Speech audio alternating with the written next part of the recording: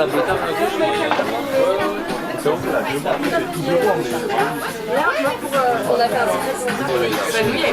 Donc, aujourd'hui, c'est pas moi qui va te filmer, c'est bien Alice Lombard, grande humoriste que j'ai la chance de connaître un tout petit peu et qui du coup a accepté de se faire filmer.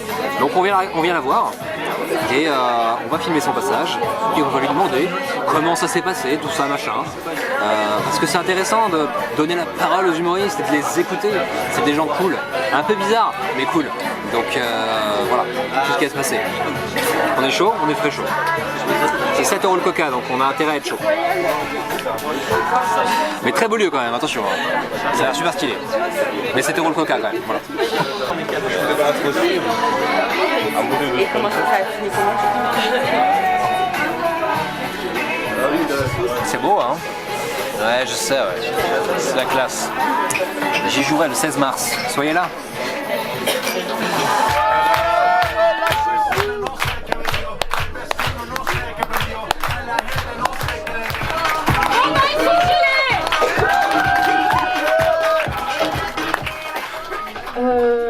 Putain, il y a une caméra qui me filme. Mais ça va.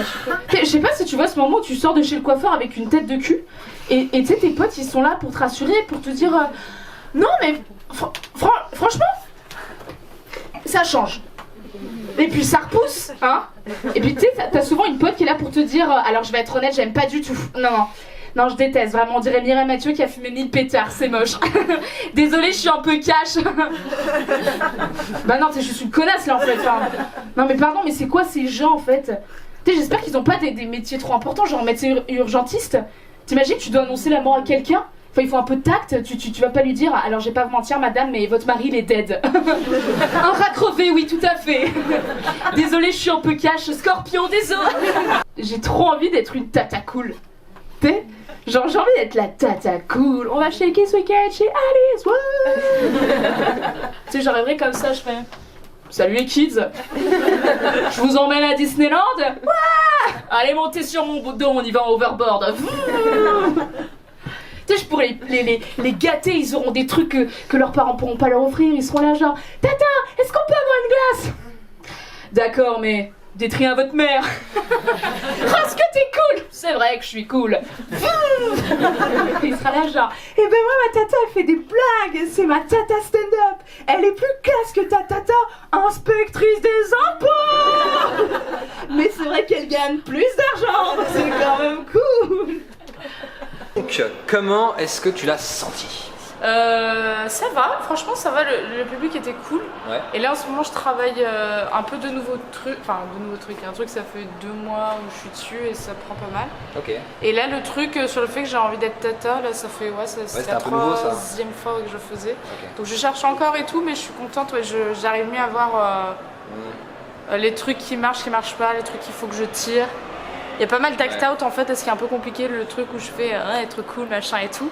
Et là je trouve que je suis allée un peu rapide, il faut que je précise certains trucs. Tu penses que c'était trop rapide là, sur les transitions? En fait c'est des moments de jeu parce que les act-out sont un peu longs et je sais que quand ça fait ça et que j'étais pour la première fois, j'ai tendance à aller un peu rapide parce que je me dis si ça marche pas, tu vois, donc je me m'extire de cette situation. Et quand tu dis act-out, ça veut dire quoi? Les moments de jeu. Les moments de jeu. Par exemple là, quand je dis j'ai trop envie d'être une tata cool, j'ai envie d'arriver devant mes neveux et nièces, et leur faire salut les kids, je vous emmène à Disneyland. Voilà. Ok, ça c'est un moment de jeu. Ça faisait combien de temps que tu fais du stand-up? 3 ans. Ok, 3 ans. 3 ans et demi. Oh. Eh oui. Bah oui. Juillet 2019, première. Juillet 2019. Ah ouais. En plus c'est bien parce que c'était juste avant le Covid. Juste avant le Covid. Et du coup, comment t'as commencé? J'ai commencé, c'était Labo du Rire au Panama Café à 16h, 6 personnes. Ouais, okay. Et je me suis mangé un bon gros bide. Ah ouais. C'est peut-être la vidéo. Extrait. Je vous la donnerai pas. Quand t'as un bide, le premier réflexe c'est vraiment de dire ah merde c'est la galère, ou est-ce que tu veux remonter sur scène tout de suite? J'étais tellement contente de l'avoir fait. Ouais. Et j'avais une copine qui était venue avec moi, enfin il y a 2 personnes qui étaient venues me voir, donc déjà ça donne de la force. Ouais. Et où en fait j'étais trop contente et j'avais eu des petits rires de compassion, tu vois, donc voilà j'étais genre ok, on les connaît. c'est pas si mal. Et ouais, c'était devant 6 personnes et tout, donc je savais. Je sais pas, j'avais un truc, je suis trop contente d'avoir fait. Et que comme tu pars de zéro, tu peux que faire mieux. Oui, c'est clair. À la limite, en fait, genre, je suis contente, tu vois, que ça a été nul la première fois parce que j'ai quelques potes qui ont fait leur première scène et ils ont cartonné, tu vois, qui ont fait 2-3 scènes comme ça, qui ont cartonné, et puis après quand ils se mangent leur premier bide, ils m'ont dit ah ça fait mal. Mais moi, là tu dis bon dès le début. C'est un peu ce qui m'est arrivé moi aussi, les premières fois elles se sont bien passées. C'était où? C'était au Barbès. Ok d'accord. En fait, je suis allé au Barbès parce que c'était 3 minutes et je me suis dit c'est moins intimidant que 5 minutes. Si jamais je suis nul sur 3 minutes, bon bah ça va, ça passe quoi. Et au final c'est très bien passé, j'étais trop content machin, j'ai fait quelques scènes, c'est bien passé. Puis un jour je fais une scène devant 4 personnes et je perds complètement le pied, je fais n'importe quoi, c'est une catastrophe. Et du coup ouais, moi je trouve le beat super intéressant parce que c'est vraiment particulier au stand-up et je trouve que c'est un truc qui attire un peu la curiosité, comment on le gère tout ça. Moi c'est vrai que je me dis le premier truc qu'il faut faire c'est se remettre sur scène direct pour essayer d'effacer un petit peu le vide. Ah, mais c'est clair, moi c'est en général quand je beat justement j'ai envie de direct de rejouer pour me dire ok non ça va et tout et puis de retaffer. Non et puis en fait c'est un retour direct, même le rire ou le non-rire. C'est ce qui fait je pense qu'on progresse assez vite, en tout cas au début dans le stand-up. C'est qu'il y a une marge de progression où en vrai genre, si t'écoutes vraiment ce qui se passe, que t'es lucide aussi sur toi, tu progresses quoi. Et ouais c'est le retour direct. Tandis que tu vois c'est quand même surtout que je me dis oui c'est violent quand il n'y a pas de rire, mais tu regardes genre des gens qui font du théâtre par exemple ou même qui font des films et tant que c'est pas sorti au cinéma ou tant que c'est pas sorti au théâtre et que t'as pas répété pendant des mois et tout, en fait je sais pas, les critiques tombent après quoi, tu vois, après coup. Je me dis bon au moins nous c'est direct quoi. C'est direct. Un truc moi sur lequel je me suis confronté, c'est que c'est dur de jouer parce qu'il y a tellement de gens qui veulent faire du stand-up, c'est tellement bouché un peu partout.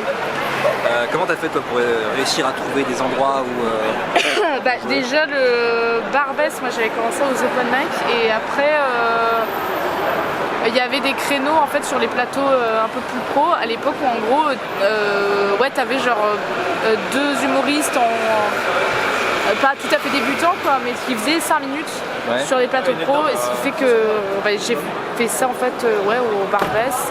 Et du coup je peux jouer avec des plateaux, il y avait Baptiste Capelin, Farmy, Machali et tout. Et du coup en fait le Barbès ça s'est un peu fait comme ça, j'ai eu du bol en vrai au Barbès. Enfin je sais pas, j'ai réussi un peu tu connaissais les gens que je pense aussi il y avait un peu cette ligne directrice tu vois de faire d'inclusivité tout ça, et il n'y a pas besoin de grand chose en vrai pour faire du stand-up, on a besoin d'un micro et des gens, c'est sûr. Ça se trouve tu vois et après oui en fait c'est de la com et voilà, mais au moins tu crées ton truc et voilà, moi tu vois quand je vois le dernier Comedy Club, le plateau de Fred Cham, Rémi Boy dans le 11e exactement, c'est trop bien quoi ce qu'ils ont fait. Moi j'aime trop jouer là-bas et c'est eux qui ont fait leur truc. Ou même si tu vas genre au micro à Nantes, au micro Comedy Club, à l'Engrenage. Ça c'est un truc que tu fais, tu vas dans d'autres villes. J'adore, j'aime trop. Et qu'en fait aussi tu vois la différence, le fait que les Comedy Clubs soient tenus par les humoristes au garage, putain le garage à Marseille, mais ça c'est le feu. Ça j'adore, j'adore y aller, c'est la batterie. Et voilà. Mais Quentin qui a ouvert le garage, qui est humoriste, il a créé un monstre. Mais c'est trop bien. Et pareil le micro, et ça c'est tenu par des humoristes donc ils connaissent le milieu, donc ils ont créé ils savent ce que c'est en fait. Et du coup c'est une trop bonne ambiance et c'est comme si ça avait créé le Comedy Club qu'ils avaient envie d'avoir. Quand t'es de Paris, que tu viens jouer je sais pas, à Bordeaux, Toulouse, peu importe, en fait ils sont contents aussi de recevoir, parce que il y a moins de monde par exemple, tu vas à Bordeaux, Toulouse, Marseille quand même, ça dépend un peu plus, mais t'as certaines villes où vraiment le réseau d'humoristes il est petit, donc ils sont toujours contents de recevoir des gens d'autres villes. Et comme je t'ai dit aussi, tu vois, c'est le fait que ce soit des humoristes, que ce soit tenu par des humoristes, tu vois, t'as pas quelqu'un comme dans les grands comédie clubs à Paris, tu vois, où c'est chapeauté par un programmateur vraiment, et c'est plus la bataille. Là, c'est plus accessible quand t'as affaire directement aux humoristes, quoi, donc c'est cool. Et après, tu te crées un réseau, et ce qui fait que maintenant, quand tu vois, je vais dans d'autres villes et tout, en général, je connais les humoristes, c'est des copains. Moi, je parle souvent avec les mains, donc ça va, je fais des trucs comme ça. T'es italien ? Je suis un peu italien des mains. Seulement des mains, par contre. Je sais pas si vous avez remarqué. Exactement. Hyper raciste. Est-ce que c'est raciste ? Ouais, mais on va couper. Oui, mais on les a colonisés ou pas ? bien Non, passé. elle les a pas colonisés. Bah alors, c'est c'est pas vraiment vrai. raciste. Du coup, ça va. Tu vas faire donc un 30-30, donc C'est 30 minutes où elle va jouer et 30 minutes où quelqu'un d'autre va jouer, qui va être Nathan Chabron, Nathan ce Chabron. frère, qui est un gars très cool et très marrant, que D'accord. j'apprécie. Et donc là, à ton passage, tu as dit que tu pouvais, que tu invitais les gens à venir. Tout à fait. Ok. Et donc en gros, du coup c'est ma pote Caro avec qui je travaille qui Ouais. m'a soumis cette idée et je trouve ça génial. Au début j'étais genre mais en fait oui. Et en fait c'est un truc moi que j'avais déjà fait, bon pas chez moi mais quand il y avait le Covid et en toute sa légalité, il y avait Alfred et Simon qui venaient d'ouvrir le Comédie Chérie. Ouais. Et sauf que il y a eu le Covid et du coup ils avaient fait ça en appart.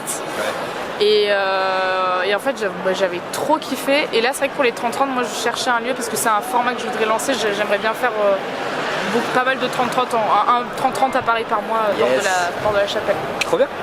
Corde de chape. Bon, ben, on va se laisser là, je pense. Bah super. Merci en tout cas. Adieu. Ouais.